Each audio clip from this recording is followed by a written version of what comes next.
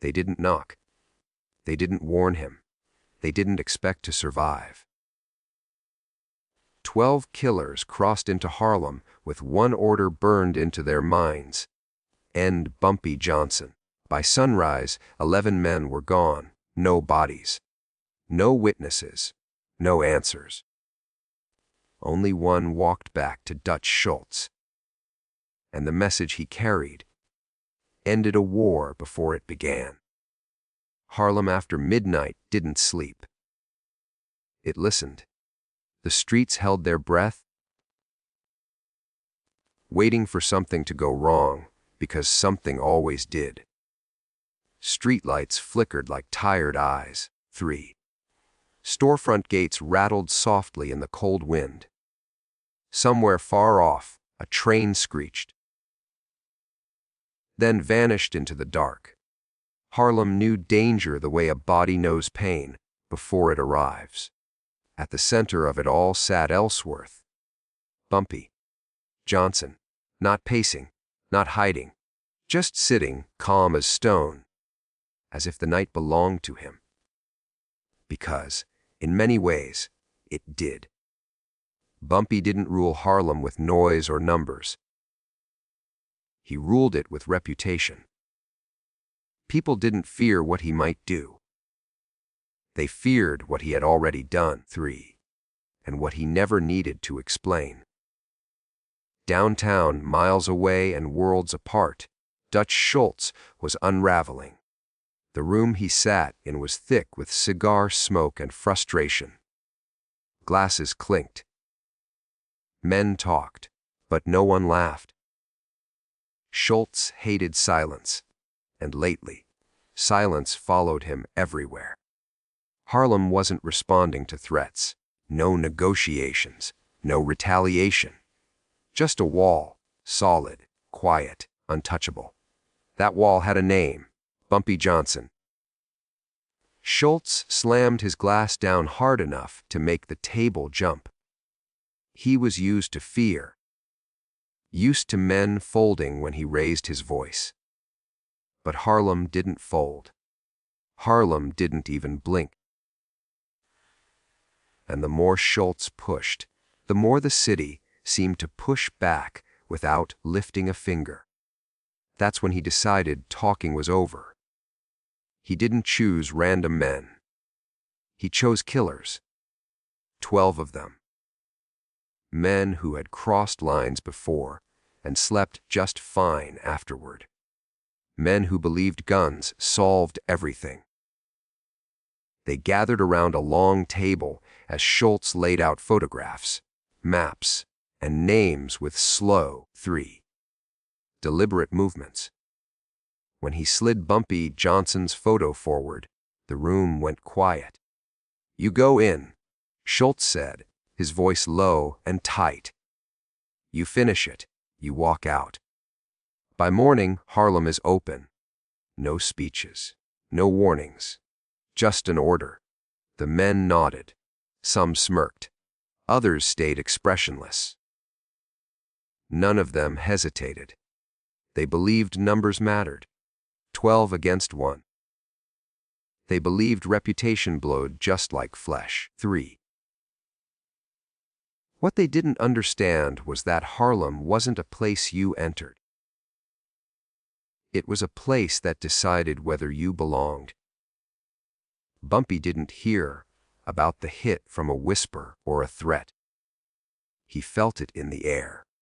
A trusted corner went quiet. A familiar face didn't show up when he always did.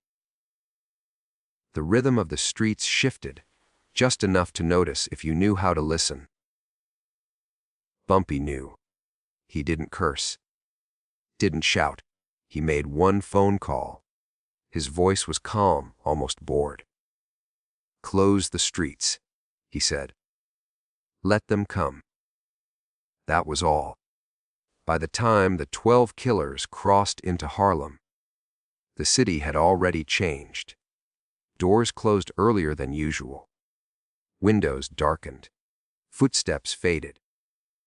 The night grew heavy, like it was watching them. They split into pairs. professional, careful. They moved with confidence, guns hidden but ready. Harlem looked empty. Too empty. That should have been the warning. One pair turned onto Lenox Avenue. They never turned back. No shots. Screams. Just absence, like they had been erased mid-step. Another pair followed a figure down a side street. When they reached the corner, the figure was gone. Hours later, their car would be found parked neatly at the curb, engine cold, doors open. No blood, no bodies. By the time the others realized something was wrong, 5 men were missing. Fear crept in quietly. Fingers tightened around triggers. Breathing grew louder. Harlem wasn't silent anymore. It was waiting. And somewhere in that darkness, Bumpy Johnson sat patiently, knowing the night was just beginning. The remaining men didn't talk much anymore. Words felt dangerous in Harlem, like they could be overheard by the walls themselves. They moved slower now, scanning rooftops, doorways, windows that should have been dark but felt alive. Every step echoed too loudly. Every shadow seemed to lean closer. By 20 hours, the night had turned against them. One of the killers stopped under a flickering streetlight, lighting a cigarette with shaking hands. The flame barely touched the tip before the light above him died. Darkness swallowed him whole. His partner called his name once. Only once. The answer came as a sudden thud, heavy and final. Somewhere just beyond sight, he ran. He didn't make it far. A single gunshot cracked the night. Sharp and desperate, the sound bounced between buildings, then vanished. No return fire. No screams. Just silence again, thicker than before. The men regrouped near an abandoned storefront, backs pressed to brick. Breathing hard. They were professionals, but professionalism meant nothing when the rules changed. Harlem wasn't a battlefield. It was a maze, and they were lost inside it. They tried to leave. That was when they realized the streets were no longer open. Cars wouldn't start. Routes they came in through felt unfamiliar, twisted. Corners led to dead ends that hadn't been there before. It was as if Harlem itself was shifting, tightening, closing its grip. Another man went down without a sound. 1 second, he was there. The next, he wasn't. His gun clattered to the pavement and spun slowly, mocking the men who watched, frozen, afraid to bend down and pick it up. Sweat ran into their eyes despite the cold. Fingers slipped on metal. Fear settled deep, heavy, and absolute. Then the streetlights began to fail. One by one, blocks fell into darkness, like a curtain being pulled slowly across the stage. Each blackout brought whispers, footsteps, breathing that wasn't their own. A killer fired into the dark, unloading his weapon in blind panic. The echoes chased themselves into silence. When the smoke cleared, 2 men were gone. Only 3 remained. They ran. Not toward escape, but toward shelter. An abandoned building loomed ahead, windows broken. Doorway hanging open like a mouth. They didn't hesitate. They rushed inside and slammed the door, dragging old furniture across it, hearts pounding like drums. Inside, the air was stale and dead. Dust coated the floor. Every sound felt amplified. Their breathing, their boots, the distant hum of Harlem outside, still awake, still watching. They waited. Minutes passed. Or hours. Time lost meaning. Then came the footsteps. Slow. Measure-frayed. They echoed from above. The three men raised their guns, hands trembling now, all confidence stripped away. One whispered a prayer. Another cursed under his breath. The youngest said nothing at all, staring up the staircase, eyes wide. Chest rising too fast. The footsteps stopped. Silence pressed in, heavy enough to crush. Then a voice spoke, calm and controlled, drifting down the stairs like smoke. Put the guns down. They didn't know why. But one of them fired instead. The shot exploded in the stairwell, deafening. The bullet sparked uselessly off concrete. The response was immediate. Two shapes moved out of the darkness behind them. Hands grabbed. A body slammed into the wall. Another was pulled backward, his shout cut short as if someone had turned him off. In seconds, it was over. The youngest killer dropped to his knees, 3. His gun slipped from his fingers and hit the floor with a hollow sound that seemed to echo forever. He was shaking so badly his teeth chattered. Tears streaked down his face, unashamed, unstoppable. A figure stepped into the dim light at the top of the stairs. Bumpy Johnson, no weapon in his hands. No hurry in his movements. His coat was buttoned neatly, his face calm, almost disappointed. He looked at the young man for a long moment. Not with anger. Not with satisfaction. With something colder. Understanding. The young man tried to speak. No words came out. Bumpy descended one step, then another. Each footfall steady, deliberate. The building seemed to lean in, listening. You were never supposed to be here, Bumpy said quietly. The young man nodded, sobbing now, knowing there was nothing left to say. Outside, Harlem held its breath. Inside, the night waited for Bumpy Johnson's decision. The young man stayed on his knees, frozen, afraid that even breathing too loudly might be enough to end him. His eyes darted around the room, searching for the other two men he'd come in with, but he already knew. Harlem didn't give bodies back. It only kept memories. Bumpy Johnson stopped a few steps in front of him. Close enough for the man to smell his cologne. Close enough to see there was no rage in his eyes.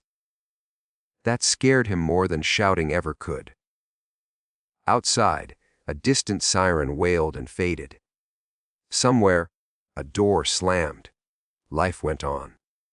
Inside that building, time stood still. You know why you're still breathing, Bumpy said softly. The young man shook his head, tears dripping onto the dusty floor. Because you're not a threat, Bumpy continued. You're a message. The word hit harder than a punch. From the shadows, men emerged, Harlem men. Quiet, efficient. Faces half hidden.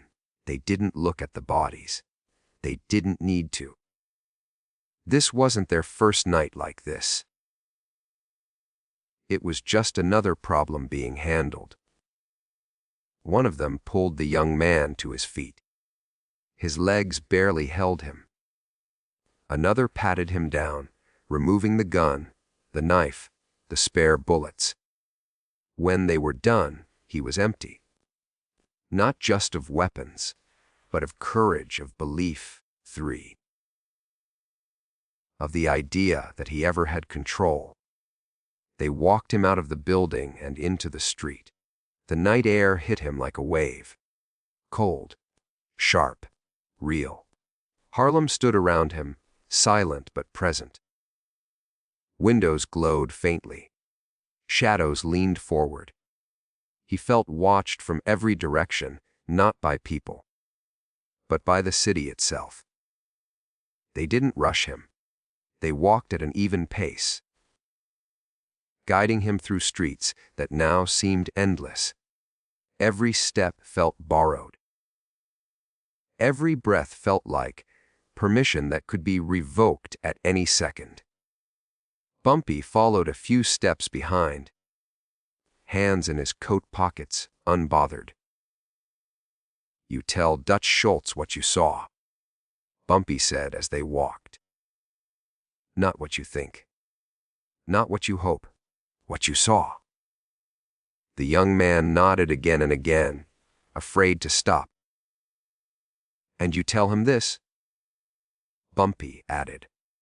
"Harlem doesn't belong to men who send others to die for them." They reached the edge of the neighborhood just before dawn.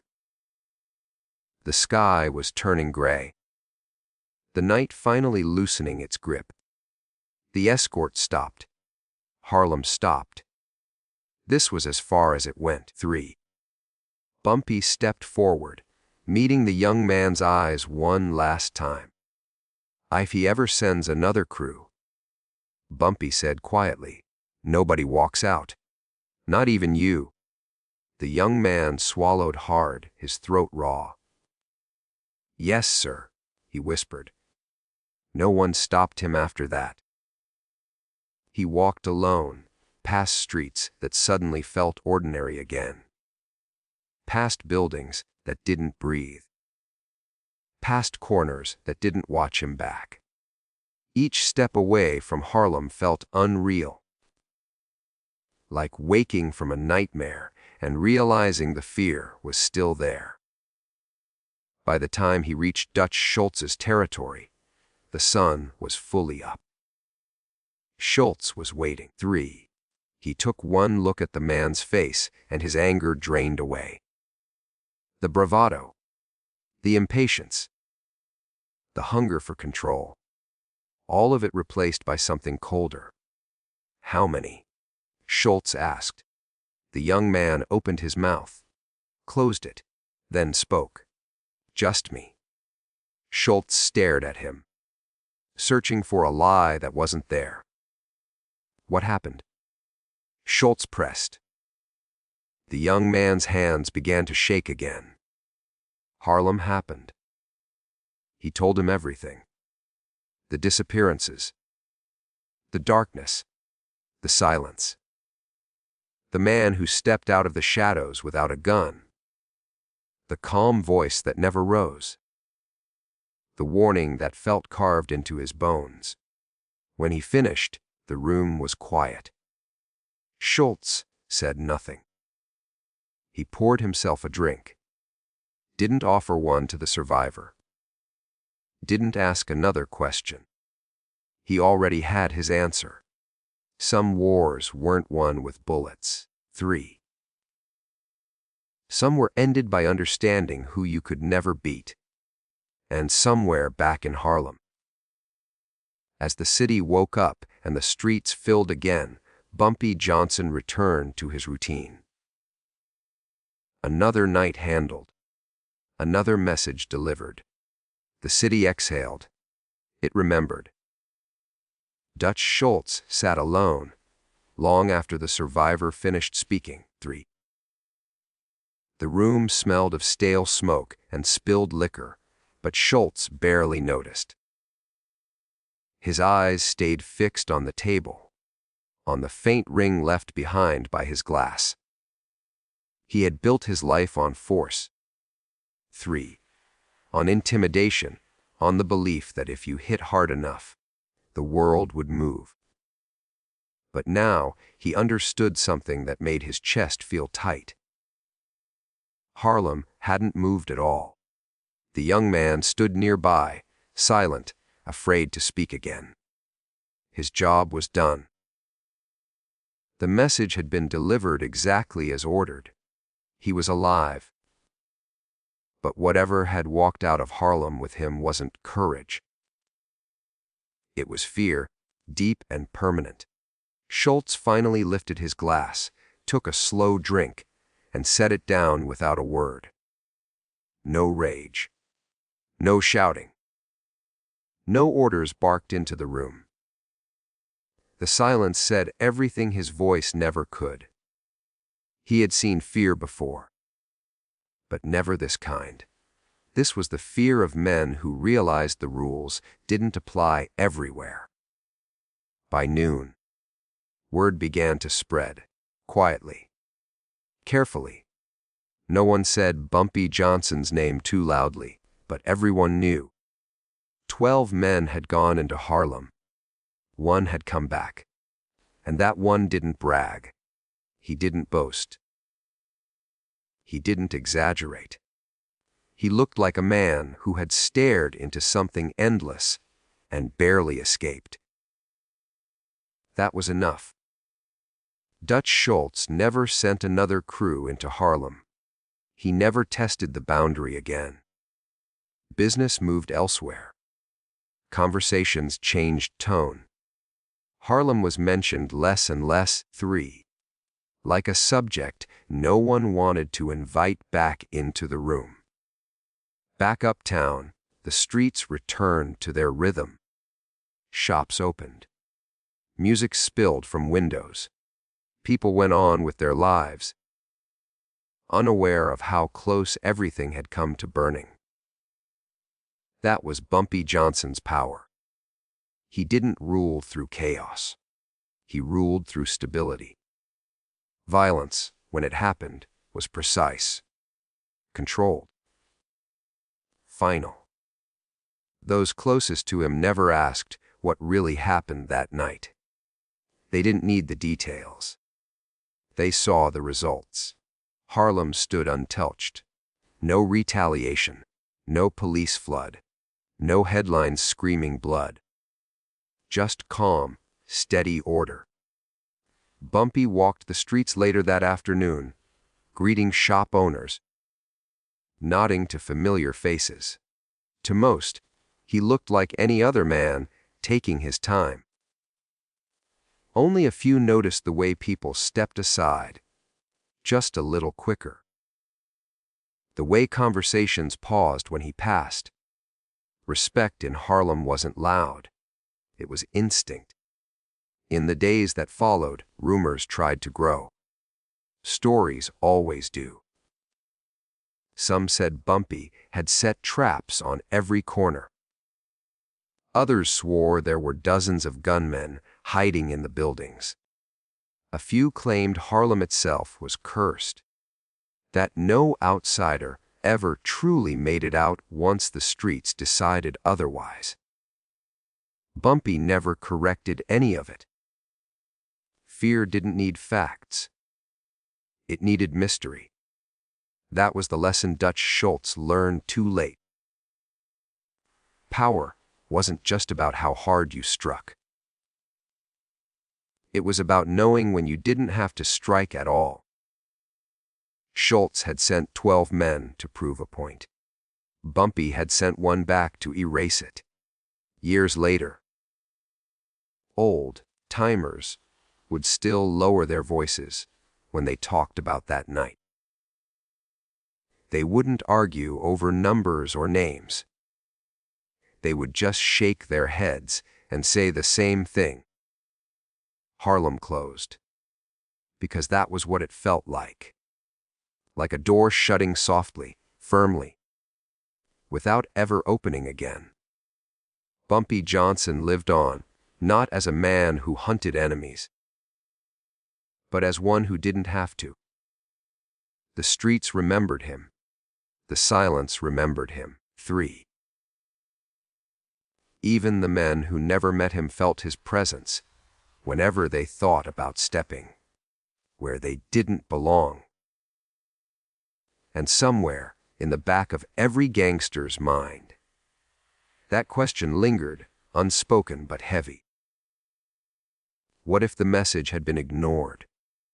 What if another crew had been sent? No one ever found out, because some warnings are only given once.